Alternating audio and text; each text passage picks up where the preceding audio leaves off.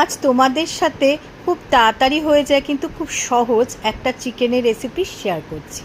কড়ায় সাদা তেল গরম করো, তাতে কুচো পেঁয়াজ আর শুকনো লঙ্কা দিয়ে ভালোভাবে ভাজতে থাকো।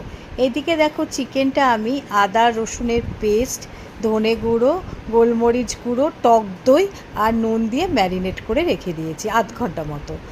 এই ম্যারিনেট করা মাংসটা এবার কড়াইতে দিয়ে খুব ভালোভাবে কষতে থাকো। এই রান্নাটাতে কিন্তু আমি কোনো রকমের হলুদের ব্যবহার করিনি, তাই কালারের জন্য একটু কাশ্মীরি লঙ্কা গুঁড়ো দিয়ে দিচ্ছি। কাশ্মীরি লঙ্কা গুঁড়ো দেওয়ার পর এতে কিছু কাঁচা লঙ্কা অ্যাড করে দাও ফ্লেভারের জন্য।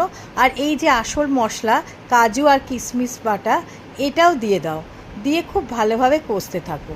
আর বাইরে থেকে কোনো রকম জল অ্যাড করা এতে দরকার নেই, চিকেন থেকেই যে জলটা বেরোবে তাতেই মাংস সেদ্ধ হয়ে যাবে। হয়ে গেলে ওপর দিয়ে ঘি ছড়িয়ে দাও, দারুণ লাগে, একবার ট্রাই করে দেখতে পারো।